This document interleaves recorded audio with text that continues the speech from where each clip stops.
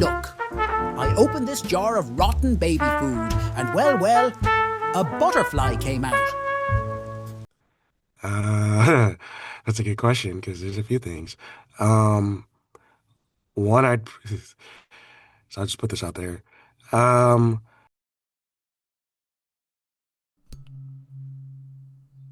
Welcome to Comedians and Elevators podcast. I've got my guest, Richie Tavake. Richie, say hi, introduce yourself, and tell us a little bit about yourself. Hi, my name is Richie Tavake. I am from San Francisco, which is where I currently reside, and I'm a voice actor. Uh, I work on commercials, video games, audio dramas, things like that. And I'm happy to be here. Awesome, awesome. Well, I'm happy you're here as well. So, Richie, you ready to get started? Oh, yeah. Listen, to my regular listeners, I know you don't like when at the beginning of these conversations I ask you to subscribe. None of us like it. I don't like saying it. I don't like it being in here. But it's frustrating. You know what else is frustrating? It's also frustrating when I look in the back end of the YouTube channel and I see that 56% of you that watch frequently haven't yet subscribed. And I know this because I see it in the comments section. You say things like, I didn't know I didn't subscribe. And that's actually what fuels the show. Basically, it's like you're making a donation to the show. So that's why I ask all the time, because it enables us to build and build and build. And we're going for the long term here. Hit the subscribe button and we'll continue to build this show for you. That's my promise. Thank you to all you guys that do subscribe. It means the world to me. All right. So the whole point of the podcast is to compare and contrast the comic versus the comedian. So I define the comic as any person telling funny jokes versus the comedian who's a funny person telling any jokes. So Richie, would you agree that you start as a comic and evolve into a comedian?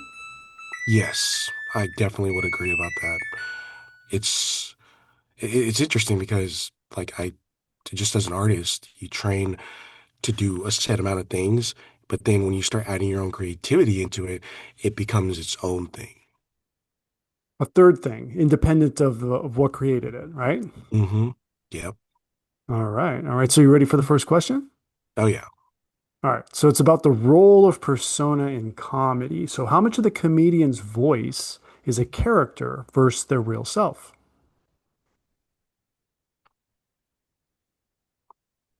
I'd say it's about a 60-70, depending on if they have a point of view, which would then change it into reverse, if that So makes if they sense. if they have no point of view, then it's mostly them being their real self. Vice versa. There we go. If they have no point of view, it's more of like you sound good, Character. but then if they do have a point of view, it's a lot more believable. So If that makes sense. whose point of view, the character's point of view or the ego of the actor or The comedian? character's point of view. There we go. Okay. Okay. So got it. So does every character have to have a point of view? I I'd say mean, yeah. I yeah, would say otherwise it'd be an yes. NPC, right? Non-player Yeah. character. Okay. Hmm. All right. So I don't know if you see with video games there are NPCs, non-player characters that have a point of view or at least a task that's very specific.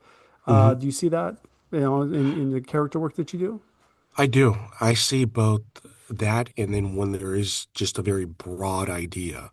I've seen NPCs where it's clear what's going through. Like, oh, this is the point of view of the character. They need this. They need object A or whatever.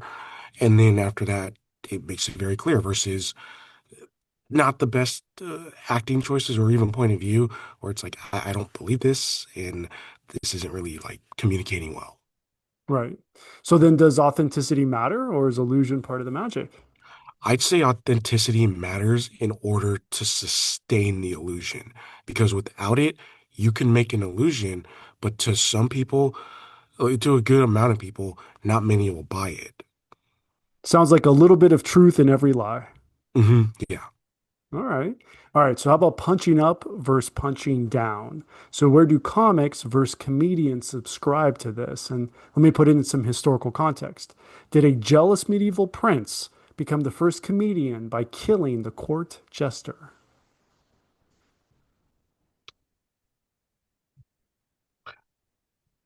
I'd say, did a jealous medieval prince become a prince by killing the court jester.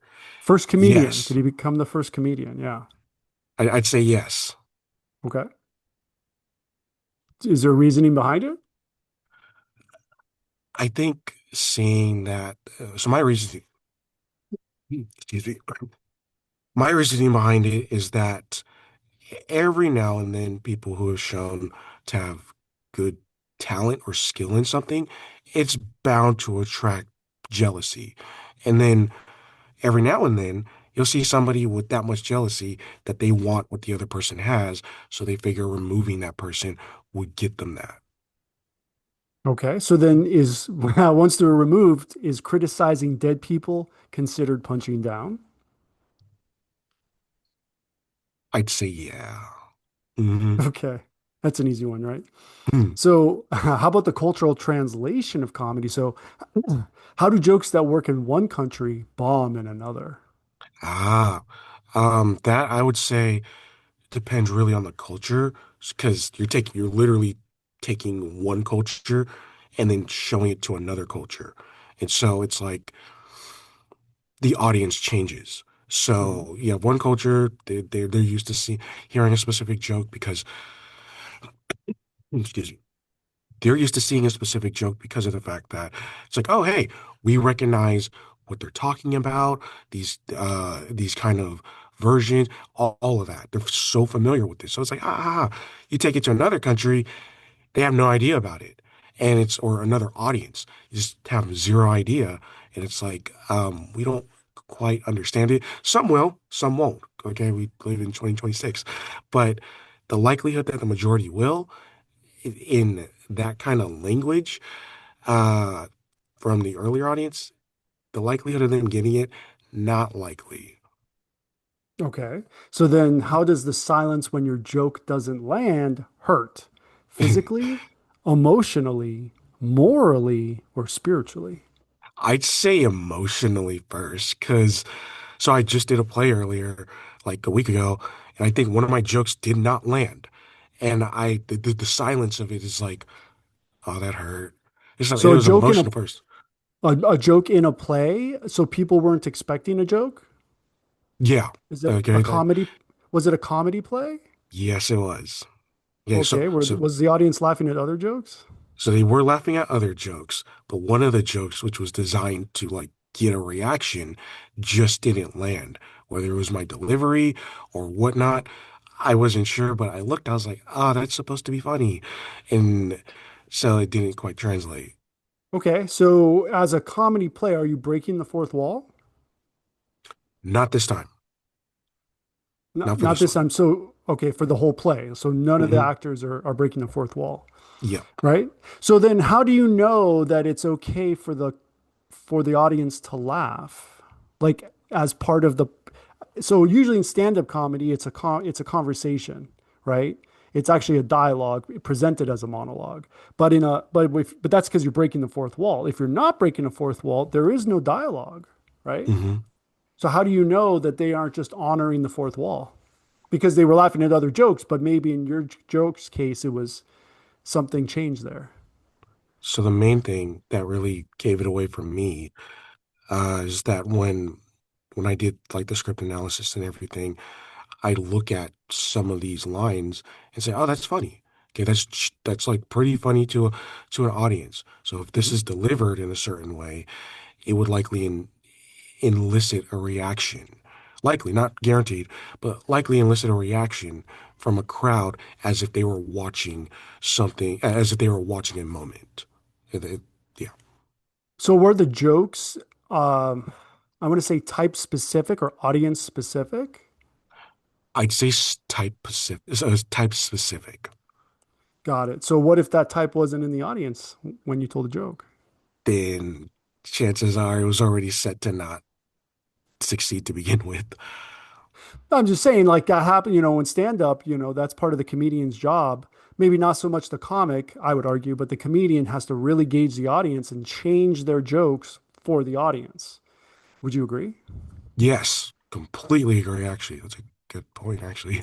But when you're doing a play, you can't do that. So whoever shows up in the audience, you really don't have any control, even though they know they're showing up for a comedy play, right? Yep. So you can't adjust for that. So how about when a joke okay, so love, yeah, love and justice. So is the highest function of comedy to expose injustice or to make people feel less alone while living with it? Less alone while living with it. That's my personal take on that. Okay. And the reason why I say that is because comedy is an art form as well. I see a lot of comedians really put so much time into it, and it just makes people feel good Beady, when beady, it's beady. like they put the work into it, and then they get a whole crowd laughing. It just makes you feel better in that things aren't so bad on the other end, or like Yeah. currently. Right. So how about when a joke harms someone unintentionally? Does love demand accountability or does justice demand defiance? I think it's a case by case basis. In some cases, like you said, unintentionally. If it's unintentionally, then it goes back to what we just mentioned about kind of knowing the audience. Hmm. And there's a likelihood that someone in the audience will show up who doesn't like kind of vibe with some jokes. And so that's a small percentage out of the bigger percentage, at least in this case. So I'd say it's one of not everything needs to be addressed right on the spot. Okay, especially if it's like a one-time thing, versus like consistently a thing where it's less of a joke and more of just the intention is to offend and harm. Okay. All right. So, very important question, advertising and self promotion. Who advertises themselves more, the comic, the comedian, or the magician? You know that place where you're not conscious and you're not sleeping either? That's your power bill to the electric company. Right here. I want us to be here with free energy, where the Wardenclyffe Tower meets the Eiffel Tower. But that's not where we are. We are here, where you've got the utility and you've got residential solar. Between these two, we know which one saves you money. This is where we can go in the meantime. But this is where I want us to be now, and this can be done now. So let me deputize you to represent DOSE, Department of Solar Efficiency, and let's get on the podcast and get the message out today. See you soon. I'd say the comic, the uh,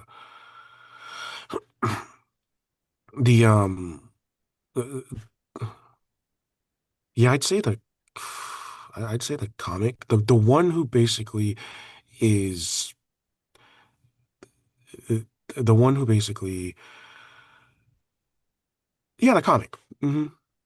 Okay. Well, fair enough. So then, so Richie, what don't you want me to know about you?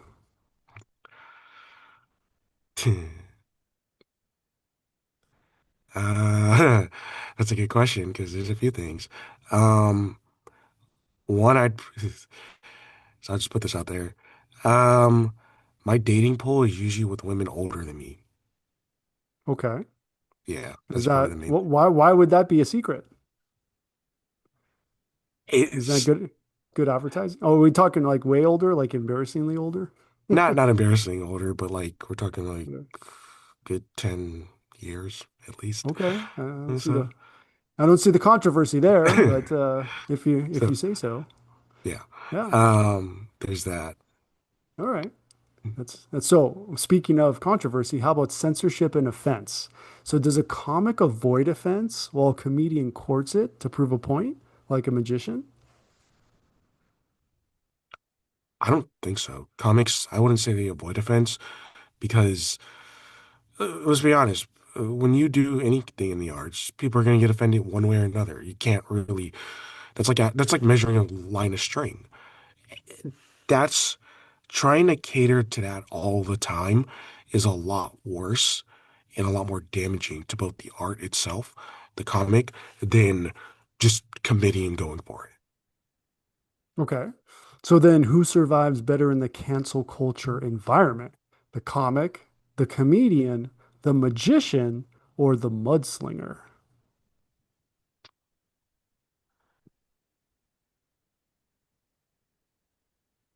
The comedian, remind me about who the comedian is one more time, the definition. So I'd argue the comic is anybody that tells funny jokes, and the comedian is a funny person telling any jokes. The comedian. Okay. They'll survive better. Any reason Yeah. why? Because cancel culture or not, they're the one more likely to enjoy telling funny jokes of any kind versus catering to like, Mm. oh hey, is this gonna self-preserve me? They might be smart about it in some cases, but their whole thing is we just like having a good time. So the comic is less authentic? I'd say, yeah. Okay. All right, I'll go with that. Okay, speaking of, so timing and delivery, is that a science or an art? A science. I'd say it's leaning more towards a science because it's a lot more technical things. It could also, I'd say there's a hint of an art in it, but definitely a science because it's something you could really track. And then when you add the artistry into it, and then it gets expanded even more. Okay, If that makes sense. But yeah, I'd say it's absolutely. definitely science. All right. So how about comedy as commentary? So when does a comedian cross into being a philosopher or a preacher? When they start hitting on topics that are, when they start acting parallel to topics that are real, from like, oh, hey, even something as simple as, oh, yeah, I went to the cookie jar and then when I was told not to, and then I got punished for it. That's something as simple as that could be seen in a more philosophical way because it's true. A lot of us who have been told don't go to the cookie jar went there and then found out we got in trouble for it. So that's when I'd say it goes into that more territory, and when it becomes more relatable too. Right. Okay. So then is truth treasure in heaven? Yes. Who knows, right? That might be the truth. All right. So, Richie, are you ready to enter the multiverse? Yes. All right. Board game Zoomcast, play versus performance. So you have to choose an avatar. So if comedy were a board game Zoomcast, are you competing as the colorist avatar, adding tone, mood, and shading, or the Foley artist avatar, building punchlines with soundscapes and timing? The first one. The colorist? Okay. So Yep. then, does comedy work better when it's painted vividly or when it's orchestrated sonically? I say when it's painted vividly. All right. Very Mhm. consistent. Awesome. All right. So, Richie, here on the Comedians and Elevators podcast, we have a tradition where the previous guest asks a question for the next guest. And the previous guest was Tom Woodley. And his question for you, Richie, is for your life, is having social media a joy or a hellish slog or something in between where we are physically better off? A Oh, hellish slog where we are physically better off. That would okay. definitely be my answer. Okay. Hmm. Oh dear. Hmm. My. All right.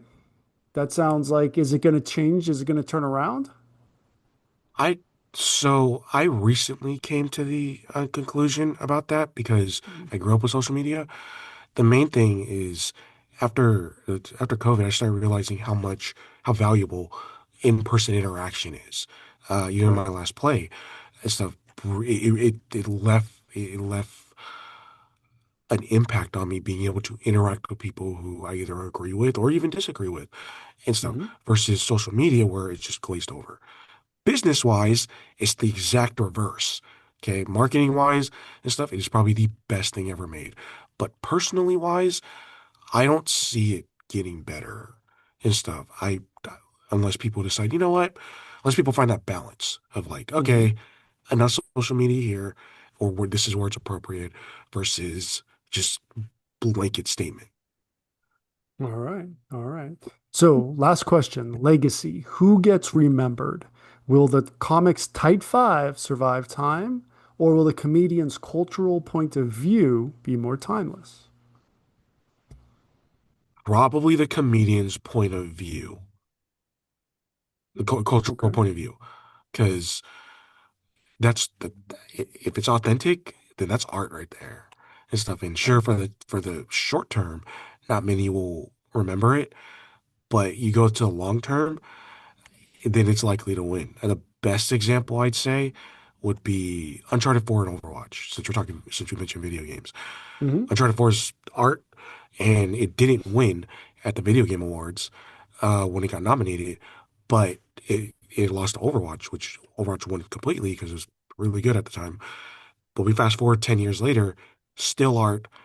Meanwhile, the other one in a different place. Okay. All right. I can see how that works. So, Richie, where can everybody find you online? So you can find me on Instagram at RTAVAKE. So that's my Instagram. And then you can also find me at Twitter at Richie Tavake. And yeah, also I can be found online, richard-tavake.com. Awesome. All right, Richie. Well, thank you so much for being my guest. And for everyone, please like and subscribe, and we'll see you in the next one. Thank you. If you're interested in too much information like in the network state or Mantipus the chicken shit, check out this video. Or is it this one right here? Well, either way. Lizard.